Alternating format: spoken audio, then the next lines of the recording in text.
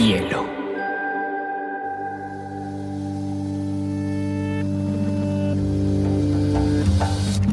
Coincide con la noción de estilo tal como se define en el diccionario.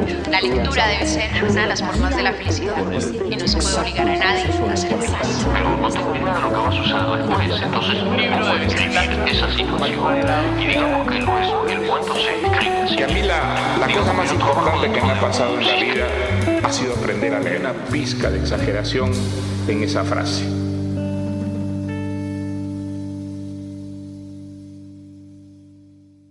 Hola queridos lectores, mi nombre es María José Castaño y este es un episodio de Biblioteca Personal. Bueno, últimamente he estado obsesionada con los giros que rondan las noticias, ¿no? La guerra en Rusia, el control de la información, la moral en Irán. Sí, eso de verdad existe. Y lo que más me aterra es la manipulación del discurso y la información en redes sociales por parte de políticos, porque están logrando convencer a los ciudadanos de enemigos que ni siquiera existen y asustarnos a todos, porque también entro ahí, en decisiones de sociedad. Y uno ve los casos de las elecciones de Trump, el discurso del no cuando perdió la paz, pues hay un montón de casos visibles.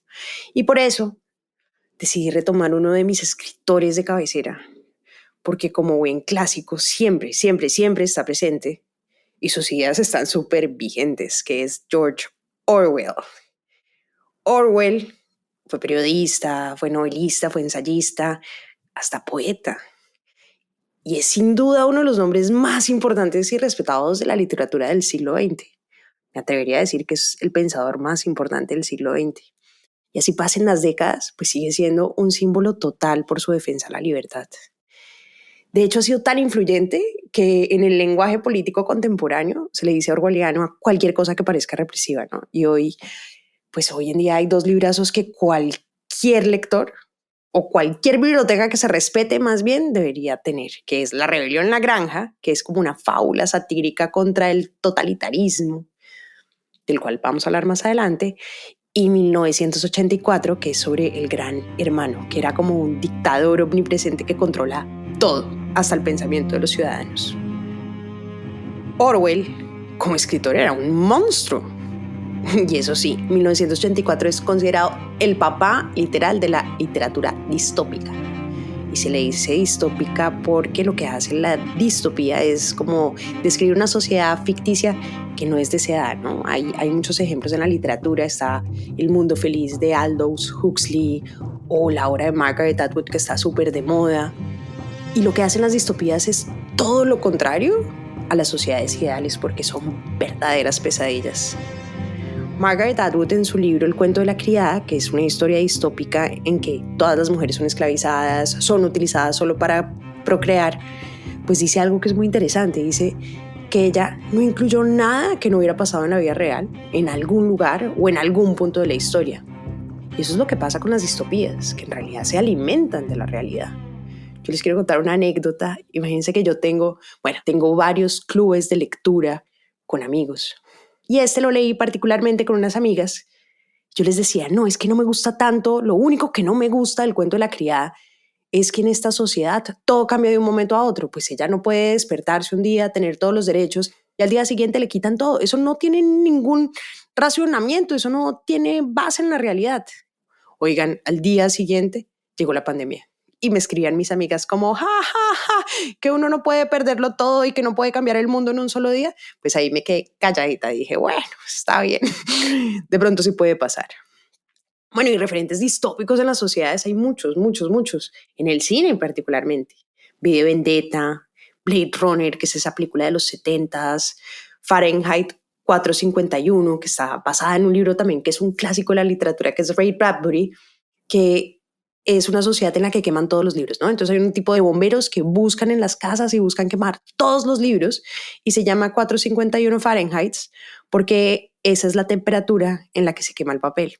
Y obviamente es dirigida por uno de los maestros del cine más espectaculares, que es Truffaut.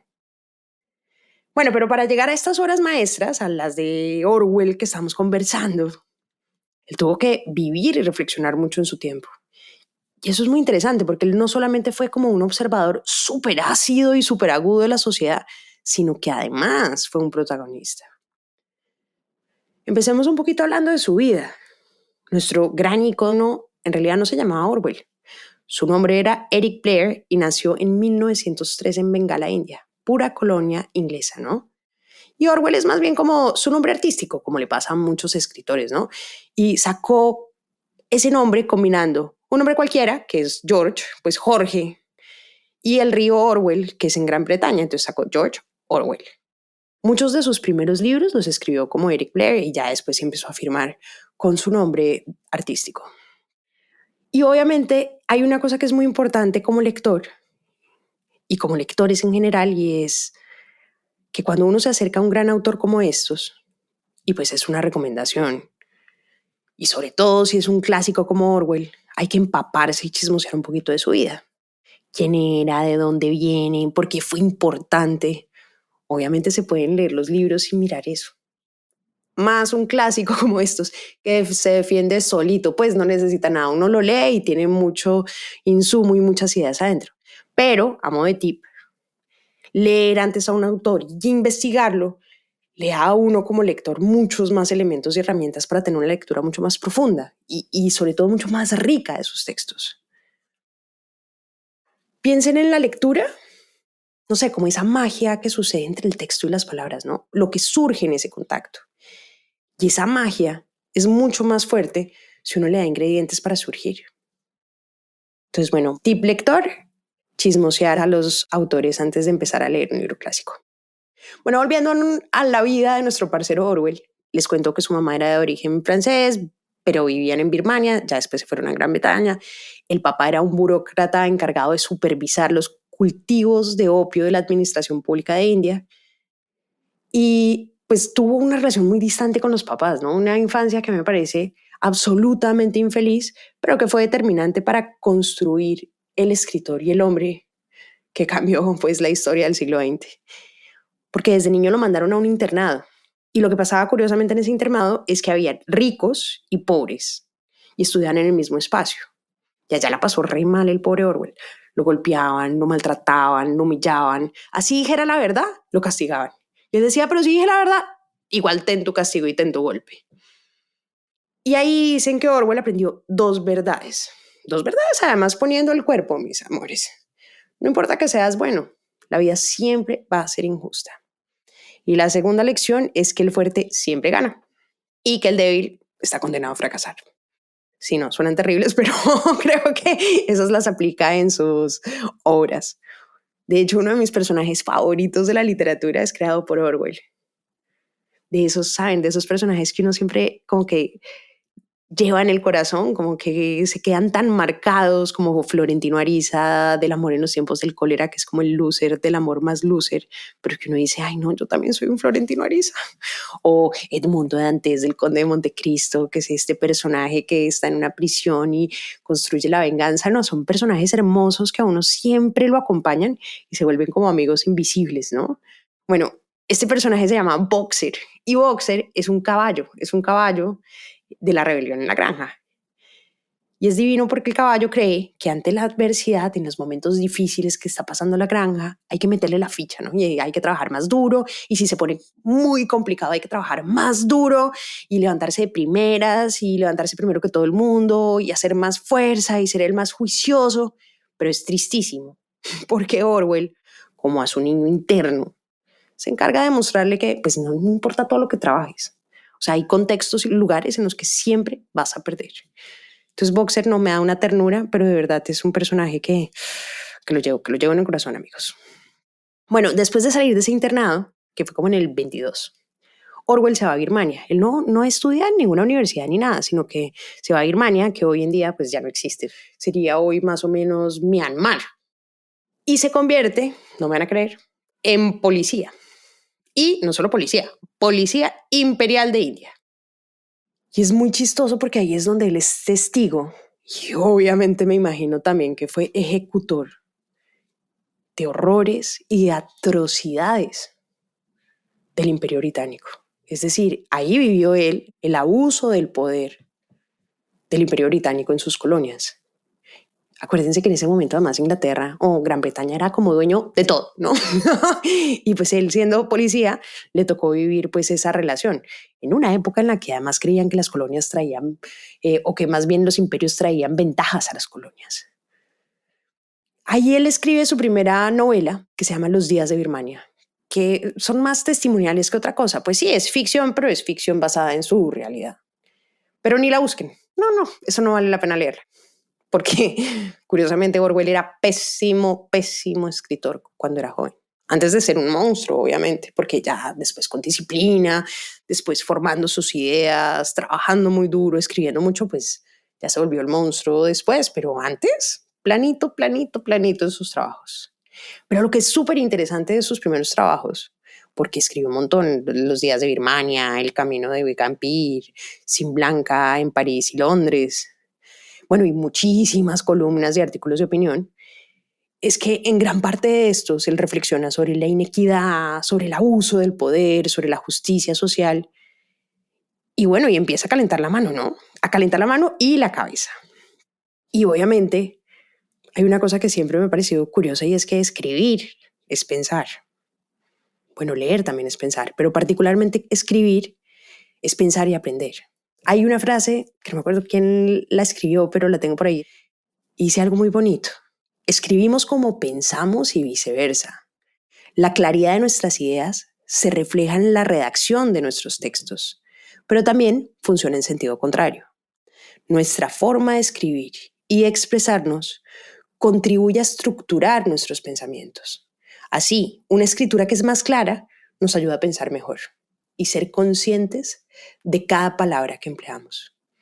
Y eso es muy curioso porque eso sí que le pasa a Orwell. Orwell además tiene varios libros en los que reflexiona sobre la escritura, en los que reflexiona sobre la lectura, en los que reflexiona además sobre la relación entre el lenguaje y el poder. Y es un gran genio sobre todo en estas temáticas. Y pues él demostró que con disciplina y aprendiendo a escribir, pues se crean obras maestras. Tiene 6 reglas de escritura que yo la verdad siempre aplico 4. Siempre que escribo cualquier texto, así sea un correo, así sea un mensaje, siempre pienso en estas 4 reglas de las 6 que él recomienda. Es 1, evita clichés, es decir, lugares comunes, ¿no? 2, cuanto más sencillo, mejor. Uno a veces se enreda con frases redundantes, ¿no? Entre más sencillo lo diga va a ser mucho mejor. Entre más corto, mejor. Eso es como dicen, bueno y corto 2 veces bueno. Y busque palabras cortas. La verdad me parecen recomendaciones muy válidas. Él de hecho tiene un texto en el que compara una mala escritura con una buena escritura y se burla y es simpaticísimo. Bueno, volviendo a la juventud de nuestro muchacho Orwell, ¿cómo será que se sintió de mal siendo un inglés colonialista y un policía del imperio que literalmente decidió castigarse? O sea, él se consideró pecador y teniendo la opción de vivir bien porque tenía una tía además que vivía súper bien en Europa, se fue a vivir como indigente en las calles de Inglaterra y de Francia, pasó hambre, pasó frío, ¿saben? Como el príncipe Siddhartha de Germán Hesse. ¿El de Buda? Pues es que, claro, el príncipe decide buscando la iluminación ir y pasar hambre y sufrir a ver si encuentra la iluminación y bueno, después se da cuenta que esa no es la forma. Pero él siempre estaba convencido que quería escribir. Y hay uno de los textos que les comentaba ahorita que se llama ¿Por qué escribo?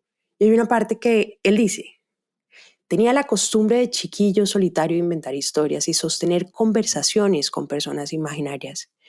Y creo desde el principio se mezclaron mis ambiciones literarias con la sensación de estar aislado y de ser menospreciado. Me parece más tierno. Muchos escritores se sienten rotos o algo no anda bien en ellos y por eso empiezan a escribir. Ay, tan bello, mi Orwell.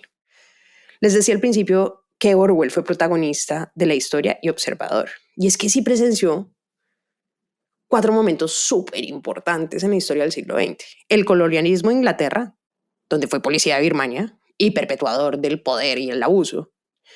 Fue además miembro de las tropas antifascistas en la Guerra Civil Española, ¿saben? En ese momento donde está la República peleando contra Franco y Franco pues después queda dictador, pero él va y trata de luchar contra Franco. Y el preámbulo de la Segunda Guerra Mundial, que es el ascenso del fascismo y nazismo en Europa. Y ya, pues obviamente la Segunda Guerra Mundial.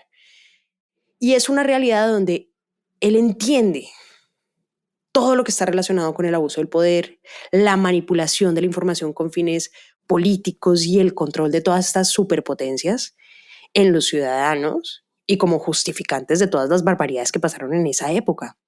Y eso es a mí lo que más me gusta de Orwell. O sea, si me preguntan, a mí lo que realmente me parece genial fue esa capacidad como de abstraerse de la realidad, ¿no? Como mirar desde afuera lo que él está viviendo, como salirse de la Matrix, entender desde la observación, porque lo berraco es que era un gran observador, y ser capaz de narrar algo que nadie ve, o sea, que todos tenemos al frente y nadie ve. No, chorraco. Estamos en plena crisis de la democracia entonces en Europa. Y Orwell, que era periodista además y le gustaba escribir y observar y no sé quién, decide viajar a la Guerra Civil Española. Y allí empiezan lo que son realmente los 7 meses más importantes de su vida política. Porque él obviamente era escritor, pero tenía sus ideas políticas y era un pensador de la política. Y él iba a escribir sobre el conflicto, ¿no?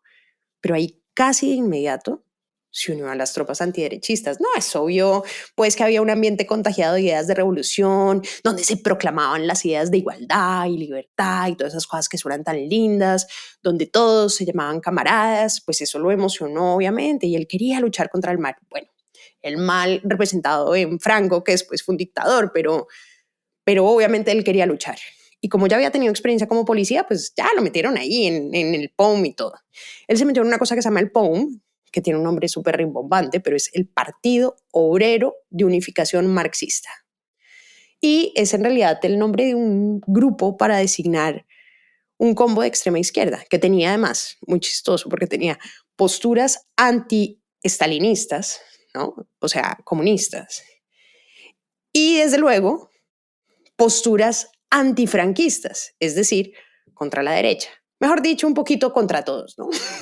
Hay un poquito hay confusión. Pero ahí al pobre Orwell le pasó de todo, ¿no? O sea, y fue clavísimo porque todo lo que le pasa es como la materia prima para sus obras. Lo traicionan los camaradas, presencia engaños, ve cómo los camaradas dicen mentiras en beneficio de la causa política. Toda la información que circula en los medios la adaptan a conveniencia del partido y del otro partido. Y además, no, se le tiran la salud al pobre Orwell porque le disparan, le atraviesa una bala por el cuello, que nadie entiende cómo no lo mata, y lo deja bastante afligido el resto de su vida. O sea, el man termina siendo pues un pobre hombre con una salud muy, muy pobre a lo largo de su vida por culpa de esta bala. Bueno, y que fumaba como un demente, ¿no? Y hay una escena que me parece además como sacada de James Bond, que aparece en algunos de los libros, que es como los espías soviéticos obviamente están mirando a ver por qué hay que atacar al POUM, están mirando a ver por qué el POUM es tan peligroso para las ideas y lo mandan a matar. O sea, que los espías soviéticos trabajaban para el Partido Comunista Español y hay una escena donde él más o menos entra al hotel de Barcelona, se va a encontrar con su esposa y cuando entra la esposa le sonríe, lo abraza y le dice, ¡huye, corre! Te están persiguiendo y el tipo se tiene que salir huyendo, pues salvando su vida. No, mejor dicho, le toca vivir toda la oscuridad política. Y él, pues Orwell, que era un ferviente socialista, pues empezó a ver que ni los camaradas de izquierda, ni los personajes de derecha, ni los otros eran de fiar. No, pues o sea, cualquiera lo entrega a la policía secreta, toda la información que veía en los medios pues no le parecía que era ni de rigor y que tampoco pretendía ser de rigor, sino que la utilizaban de una forma u otra, la maleaban. Y bueno, no, empezó de verdad a decepcionarse de esas ideas políticas.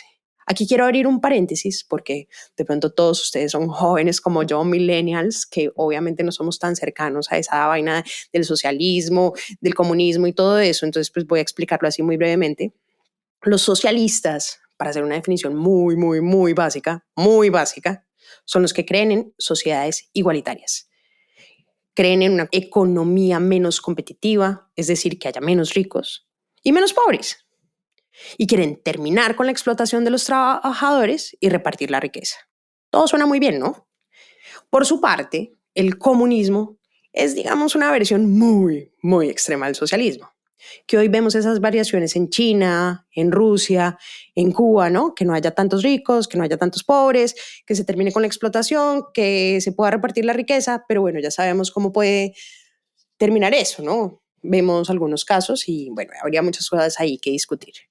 Y aquí entra un poquito de economía para entender pues todo este contexto de Orwell. Y esto viene de un tipo que se llama Marx, que seguramente han oído Marx. De hecho, Orwell, cuando ya estaba mayor, tuvo un perro que se llamaba Marx. Y Marx explica, el filósofo, no el perro de Orwell, que para derribar el capitalismo se necesitaba que los medios de producción que le pertenecen a la burguesía, pues pasen a las manos del proletariado, es decir, que el pueblo sea el dueño de los medios de producción. Y en eso, en esa filosofía de Marx, es que se basa tanto el comunismo como el socialismo para buscar como el bienestar de la clase obrera. Gran parte, digamos, de ese debate fue el debate entre el fascismo y demás de las guerras del siglo XX. Pero, obviamente, es muy interesante que todo esto lo haya presenciado Orwell, porque lo que pasó en la Guerra Civil Española lo convirtió en uno de los críticos más duros del comunismo y en especial del estalinismo. Si a ustedes les interesa este tema como más histórico y demás, les recomiendo leerse un libro que se llama Homenaje a Cataluña, en donde narra pues toda su experiencia y donde pues uno aprende muchísimo sobre todo lo que sucedió en esa época. Pero además de la Guerra Civil Española nace la novela, o más bien la novelota, que es La Rebelión en la Granja. Se la publicaron como en el 45, pero después de que muchas editoriales se la rechazaron. Porque además, obviamente los editores la leían y decían, no, esto es un ataque directo contra el estalinismo. O sea, era demasiado obvio que era un ataque contra el estalinismo. Y Orwell, que siempre le habían publicado todo, decía, pero ¿cómo es posible que no me lo quieran publicar? Nunca he tenido problemas de editor. Y Orwell, que está además indignado con la censura, dice una frase que a mí me encanta. Me encanta. Y dice, si la libertad significa algo, es el derecho a decirle a la gente lo que no quiere oír. No, muy bello. Pura libertad de expresión, ¿no? Bueno, y La Rebelión en la Granja, que en inglés se llama Animal Farm, es una fábula. Es una fábula porque trae una enseñanza, ¿no? Y es una fábula con animales. Y esta es mi fábula favorita. Y es de los pocos libros que me he leído 5 o 6 veces, porque siempre tiene algo nuevo que decir. Es la historia además de unos animales de una granja, en la que el granjero, el señor Jones, no es un borracho y se vuelve más irresponsable con el cuidado de los animales. Pues mejor dicho, a veces va, a veces no va, a veces los cuida, a veces no. Y uno de los cerdos mayores, uno muy preocupado, que está un poquito inspirado en Lenin y que es muy sabio, antes de morir reúne a todos los animales, ¿no? Los reúne ahí, las vacas, los cerdos, los patos, y les habla de lo grave que están viviendo ellos bajo la mano del hombre, ¿no? De lo explotados que están. Y que es muy importante pensar en una revolución de los animales. Aquí les dejo un pedacito de la película basada en la historia, pero por favor no la vean antes de leerse el libro. Todo bien. Uno siempre tiene que leerse el libro primero. Consejo del lector. Animales, el más sabio de la granja quiere decirnos unas palabras. Lo que desea transmitirnos es un sueño que a todos nos interesa conocer. Queridos amigos, imagino que no seguiré entre vosotros. Eliminemos al hombre y la raíz del problema del hambre y el trabajo en exceso serán abolidos para siempre. Eliminemos al hombre y el fruto de nuestro trabajo será solo para nosotros. Eliminemos al hombre y de la noche a la mañana seremos libres e iguales. ¡Libres e iguales! ¡Libres e iguales! Siempre creí que era libre. Y ¿Se acabó como el animales llevar que arreos? somos, Cree es eso y importante creerás cualquier cosa. que jamás nos parezcamos al hombre en ningún sentido. Bueno, y aunque a estos animales les queda sonando muchísimo ese discurso, pues después ese pobre viejo cerdo se muere, un día se arma la rebelión porque el señor Jones se pega una borrachera, pues, y no los alimenta en todo el fin de semana. No, y eso terminan es botándolo, lo expulsan a él y a todos sus trabajadores y se toman la granja, amigos. Lo primero que hacen, obviamente, es ir a la cocina y darle un entierro digno a los jamones. Y hay 2 personajes que son súper protagónicos, que son 2 cerdos, que se llaman Napoleón, amo el nombre, que representa además, pues uno ya sabe que lo representa por lo que le pasa, a Joseph Stalin, que es el líder de la URSS. Y hay otro cerdo que se llama Bola de Nieve, que obviamente por lo que le pasa, uno sabe que está inspirado en el otro líder ruso, que es León Trotsky, que en un momento dado era aliado de Stalin, pero después se vuelve enemigo, como también pasa en el libro, ¿no? Porque los cerdos empiezan siendo muy amigos, muy aladeditos, pero ya después pues todo empieza mal y la relación empieza a dañarse de manera efectiva. Bueno, y todo lo que empieza a pasar en esta granja, que además es una novela súper divertida y fácil de leer. De hecho, si uno quiere mejorar su inglés y está como buscando libros fáciles de leer, esta es una muy buena opción. Le permite a uno además entender de una manera muy didáctica qué fue lo que pasó con el comunismo y particularmente con el estalinismo en la Revolución Rusa. En esta granja, que ya es una granja pues animal, ya no es una granja humana, deciden que no necesitan a los humanos. Esos humanos explotan a los animales y pues obviamente lo que deciden en esta revolución es establecer principios e ideas que son muy, muy bellas de justicia y equidad, esas ideas que siempre suenan tan bonitas, y establecen los 7 principios animalistas.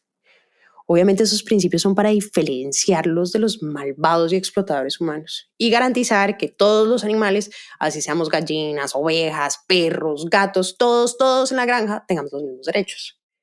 Y seguramente estos principios los han visto como referencia en muchas partes, porque pues son muy conocidos, ¿no? Entonces el primer principio es: todo lo que camina sobre 2 pies es un enemigo. Todo lo que camina sobre 4 patas o tenga alas es un amigo. Ningún animal usará ropa, ningún animal dormirá en una cama, ningún animal beberá alcohol, ningún animal matará a otro animal. Y el más bello de todos y más idílico: todos los animales son iguales. Obviamente, en la medida que los cerdos, que eran los que les decía a los protagonistas, que es Napoleón y Bola de Nieve, que son los que lideran esta rebelión porque son muy hábiles con la oratoria y muy hábiles con la palabra y son los que saben escribir y los que saben leer, porque aprenden por sus propios medios, en la medida que empiezan a afianzarse en el poder y que se tienen que enfrentar en la realidad, ¿no? Mantenga una granja con puros animales a ver cómo saca la cosecha, cómo los alimenta, cómo viene entre ellos. Pues ya ante la realidad, que la realidad es un poquito más dura, pues todas las promesas que les había hecho a los animales en esa rebelión, como la comida extra, el descanso, las ventajas de liderarse solos como animales, pues empiezan a esfumar. El pobre Bola de Nieve, que tenía ideas diferentes a Napoleón, pues lo sacan a patadas, más o menos, con unos perros bravísimos que tiene Napoleón. Y Napoleón, perfecto que se haya ido porque le puede echar la culpa de todo lo que pasa en la granja. No, todo lo malo, eso es culpa de este man que vino, ese man vino y nos dañó todo, ese man, o sea, el pobre Bola de Nieve se vuelve como el enemigo. Pura táctica política. Si no tienes un buen discurso, consíguete un enemigo. Si no tienes un enemigo, invéntatelo. Esa la siguen usando muchos políticos. Y esos principios animalistas que se los leí suenan tan bonitos y uno dice, claro, todo sí, ¿cómo así? Obviamente, ningún animal mata a otro animal, todos los animales son iguales. Pues todos empiezan a cambiar. Mejor dicho, empiezan a modificarlos, empiezan a adaptarlos. En beneficio de los cerdos, ¿no? Los cerdos ya tienen más control, se quieren ir a vivir a la casa, se quieren meter a la cama. Y cuando los animales se preguntan, oiga, pero ustedes no habían dicho que la norma y que el principio era ese, le dicen, no, tú entendiste mal. No es que ningún animal duerma en la cama, es que ningún animal puede dormir en la cama con sábanas, pero no, dormir en la cama sí puede.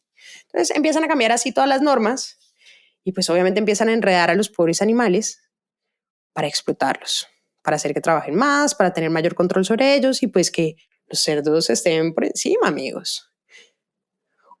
Orwell, además, curiosamente, con este cambio del futuro y el presente y con este cambio de qué decíamos antes y qué decimos ahora, considera además que la actitud de controlar el presente, el pasado y el futuro es un rasgo esencial del dominio absoluto ejercido por el Estado, ¿no? Él después concluye que el totalitarismo, que son esos estados que tienen control sobre todo, exige precisamente una alteración permanente del pasado. Y a largo plazo obliga a no creer en una verdad objetiva. O sea, toca malear todo, hay que hacer que la realidad sea maleable para adaptarla. ¿A qué? A las necesidades del partido o a las necesidades de las ideas que estén de moda en ese momento bajo el Estado. Y eso pasa tanto en la granja como en 1984. Me parece que es un librazo para entender cómo se corrompe alguien por el poder y cómo se utiliza el lenguaje para el dominio en un sentido negativo, ¿no? Bueno, la pobre granja llega a tal punto y las reglas terminan cambiando a tal punto que ya todos los animales son iguales, pero algunos animales son más iguales que otros. No, eso pues ya es la tristeza total. Porque pues ya esa frase lo dice todo. Todos los animales son iguales, pero algunos son más iguales que otros. Este libro, como les decía, es clave para entender todo lo de Stalin y Trotsky y las ideas comunistas de Rusia. Y de hecho inspiró a Pink Floyd, no sé si conocen esta banda que hizo un álbum que se llama Animals, en el que para promover los conciertos inflaban unos cerdos enormes, pues pasó en Bogotá y en muchas ciudades del mundo, unos cerdos enormes rosados que decía Stay Human, y obviamente era un honor a Orwell.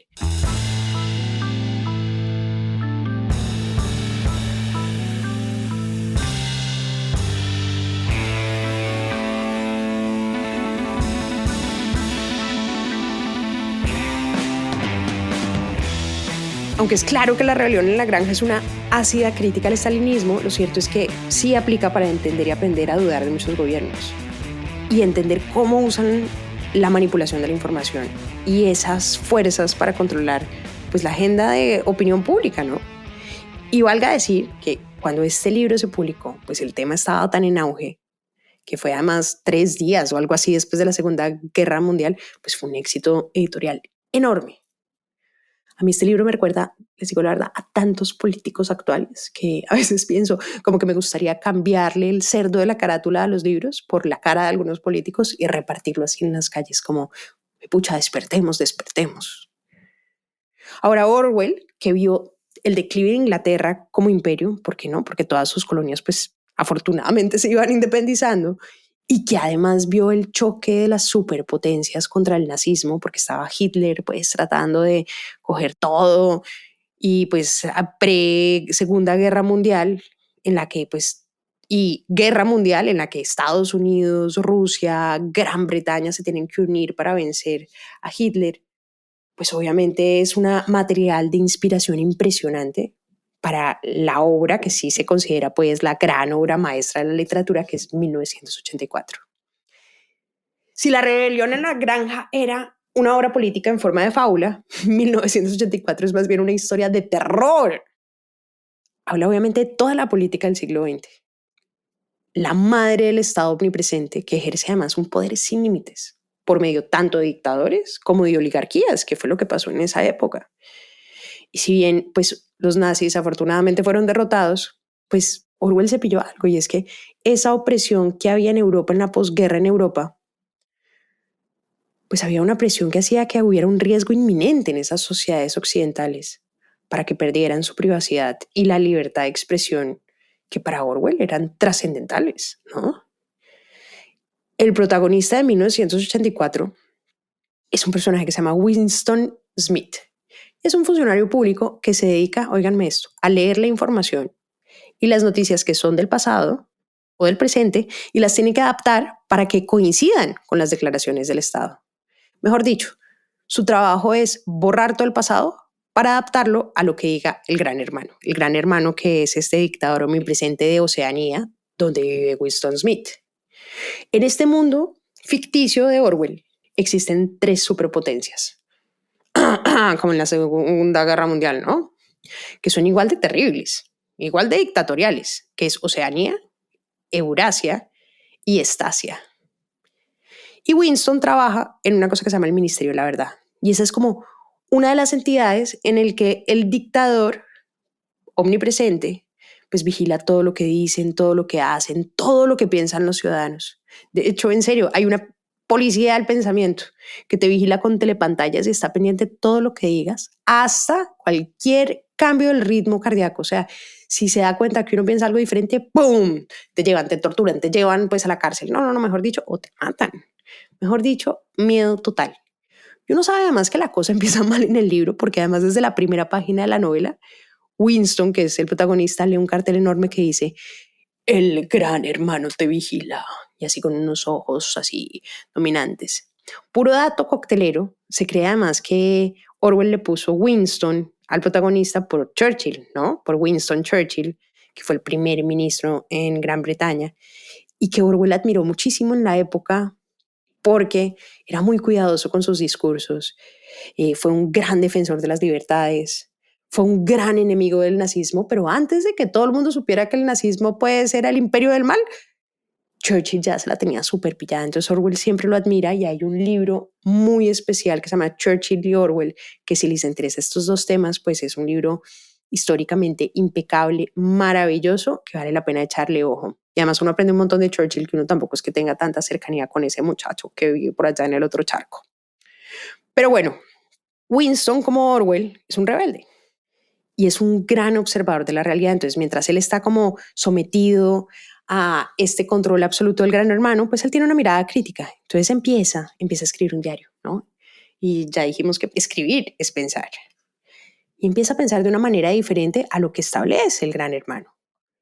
Además, a él le molestaba mucho que el partido pudiera decir que era real y que no era. Pues el que cambia todo el tiempo la realidad y que tiene que borrar la noticia, que si decían que hoy había 5 manzanas y al día siguiente el gran hermano decide que habían 10, pues le toca borrar el 5 y cambiarlo por un 10. No, mejor dicho, el cambio a la realidad maleable.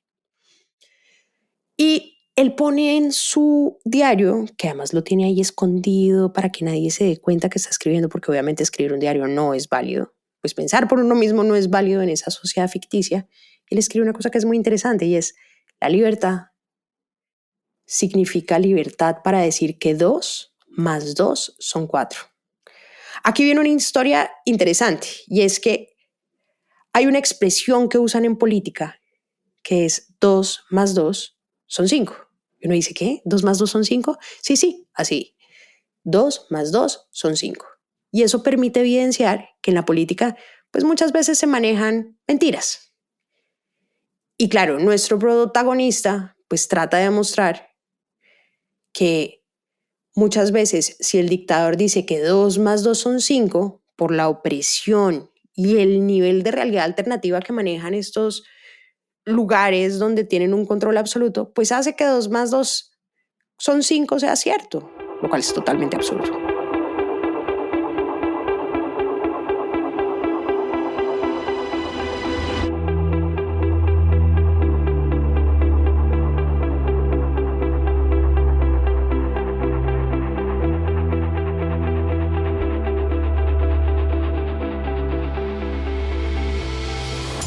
Y acá viene una de las referencias o términos más importantes que aparecieron con esta obra, ¿no? Y de la que muchos lectores recuerdan, reconocen y que se usa mucho hoy en día en el lenguaje político, y es el doble pensar. Y es que en estos 3 estados totalitarios del libro, el doble pensar es lo que permite controlar la conciencia de las personas, porque esa conciencia se sustituye por esta doble forma de pensar para controlar y predecir tanto actos como acciones. Les voy a dar un ejemplo porque sé que suena muy complicado. En Oceanía, el lema del partido es: la guerra es la paz. Y uno dice, ¿qué? ¿Cómo así que la guerra es la paz? La libertad es la esclavitud y la ignorancia es la fuerza. Y uno dice, ¿qué? ¿Pero cómo así? Pero si son palabras contrarias, o sea, no entiendo nada. Y los nombres de los ministerios que manejan Oceanía también hacen referencia al doble pensamiento. Es el Ministerio de la Verdad, que es además el ministerio donde trabaja nuestro amigo Winston, y se encarga de reescribir la historia y falsear la historia, lo cual es muy irónico porque si se llama Ministerio de la Verdad, pues ¿cómo va a reescribir la historia? No. O el Ministerio de la Paz, que sirve en realidad como Ministerio de la Guerra. Pero también está, el más importante de todos, es el Ministerio de la Abundancia, que lo que se encarga es de supervisar el racionamiento de alimentos, que se encarga además de controlar todo el material de construcción y los bienes de consumo. ¿Saben por qué tienen que controlar los alimentos y bajarles las raciones de chocolate y bajarles las raciones de comida? Pues porque un proletariado que tenga acceso a algún bien, pues va a ser rico y no queremos eso. Sobre todo en esos gobiernos lo que quieren es perpetuar la pobreza. Y si la gente es pobre, pues es ignorante. Y así es más fácil gobernarla. Es más fácil gobernar a alguien pobre que si fuera una persona rica y bien educada. Entonces, con esta lógica, Oceanía trata de controlar a sus ciudadanos.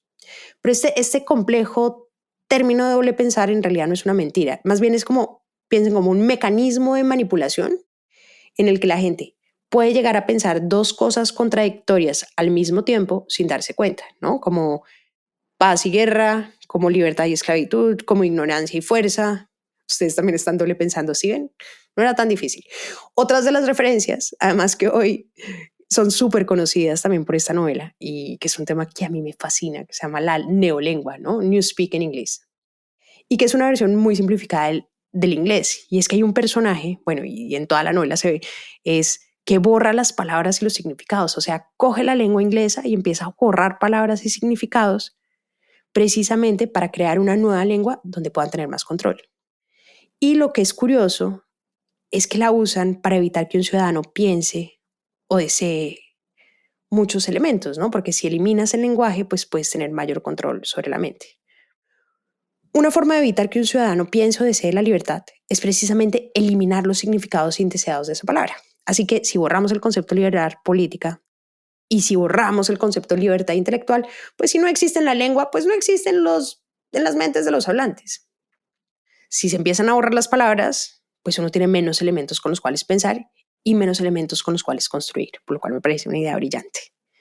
Y ahí uno se da cuenta que evidentemente nuestras ideas, pues las ideas de ustedes y las mías y las de todos, dependen mucho de nuestras palabras, porque nuestras palabras definen las ideas. Y claro, cuando limitas la lengua, limitas el mundo. Y sobre todo limitas el mundo de las ideas. Me parece una idea totalmente terrorífica y a la vez absolutamente bella.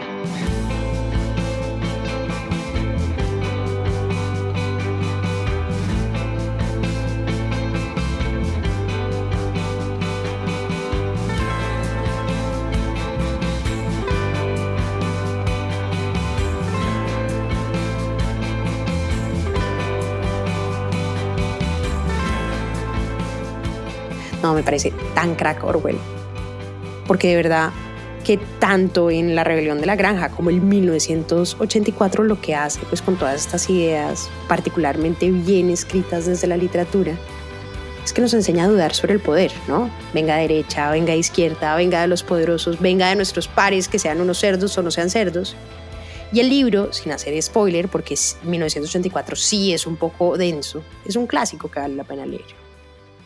Y bueno, y tiene todo, tiene un poco de amor porque Winston conoce a Julia, pero también tiene escenas terroríficas porque también hay castigos, mejor dicho, hay matanzas. No, es bastante creepy y la película, pues ni les digo, uno queda absolutamente traumatizado si ve la película. Y es curioso porque 1984 es un referente en todo, ¿no? En el arte urbano, en la música, por lo que les decía al principio, sus ideas se encuentran como espejos en nuestras realidades. De hecho, una vez me encontré en un callejón un grafiti que decía "El gran hermano te vigila". Y lo más irónico es que cuando vi "El gran hermano te vigila", le tomé una foto con mi celular y ¿saben qué hice? Lo colgué en Instagram para que los seguidores lo vieran. Y después me pregunté, pucha, ¿qué pensaría Orwell si supiera que hoy todos llevamos un gran hermano en el bolsillo y que lo que pasa es que nos desespera que no nos miren, que es todo lo contrario, ¿saben? Al cuidado de la vida privada. Es no, ya me desespera, es que no me miren. Today we celebrate the first glorious anniversary of the Information Purification Directives. We have created, for the first time in all history, a garden of pure ideology, where each worker may bloom, secure from the pests, obeying contradictory thoughts. Of the laws is more powerful a weapon than any fleet or army on earth. We are one people, with one will, one resolve, one cause. Our enemies shall talk themselves to death, and we will bury them with their own confusion. We shall prevail. On January 24th, Apple Computer will introduce Macintosh. And you'll see why 1984 won't be like 1984. Esto que acaban de oír es una de las campañas publicitarias más importantes de toda la historia. Salió en 1984 Y lo que sucede es que en una enorme pantalla de color gris, el Gran Hermano está liderando pues a sus ciudadanos. Esta pantalla pues termina destruida porque una joven que va vestida de anaranjado así con ropa deportiva le tira un martillo y pues desploma la pantalla. Y es un mensaje en el que dicen que sale Macintosh, pues es el anuncio de la llegada de Macintosh, y cierra diciendo que es un producto que va a lograr que en 1984 no sea el 1984 de Orwell. Pues salió en un Super Bowl, fue como, pues es un referente publicitario muy conocido. Y es muy curioso porque uno ahí también dice como, hombre, también es irónico. También da mucho para pensar. Mejor dicho, les diré que si hay un libro que hace pensar o dos libros que hacen pensar son estos dos de Orwell.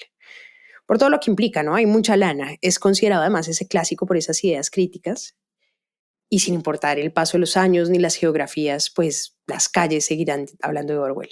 Hay además un cartel que me fascina que también viene en una calle y dice 1984 era una advertencia, no un manual de instrucciones. Porque claro, pues ya tienen la forma de cómo engañar a los ciudadanos y de pronto la cogen como al dedillo, ¿no? Orwell ha sido importantísimo además para entender dictaduras y gobiernos extremistas como Irak, como Egipto, como Birmania y bueno, Estados Unidos, que después del 11/9, el ataque de las Torres Gemelas, pues reaccionó de una manera muy agresiva contra países y religiones de una manera desproporcionada, digamos, y utilizó el discurso público y las noticias además para perpetrar ataques y violaciones de derechos humanos que tal vez no estaban justificados. Y eso es muy interesante, estas lecturas que son súper empoderadoras. Y les contaba además que ha escrito muchos ensayos sobre la escritura. Y hay uno particular que me gusta y es la relación entre el poder y el lenguaje. Y sobre todo, el lenguaje en forma de información. Me parece que vale la pena echarle un ojo.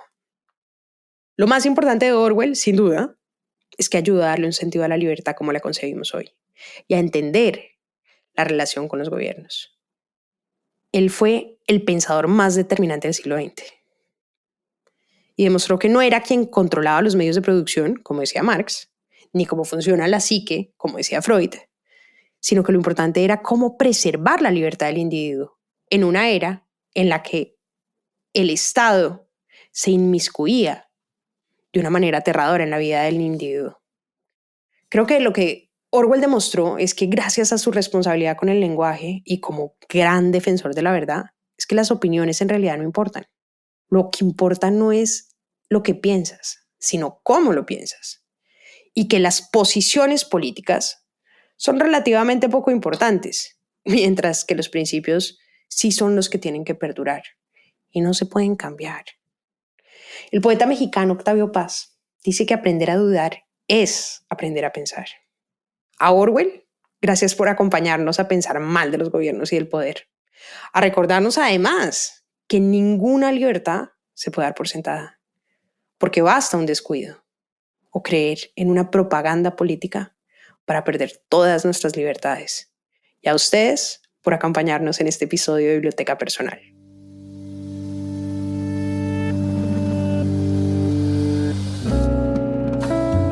Este es un podcast para contagiar el amor por los libros, porque no hay mejor forma de incentivarlo que desde la divulgación. Ser promotor de lectura es un hobby, pero también un reconocimiento y un agradecimiento implícito a aquellas personas que en nuestra vida nos acercaron a los libros.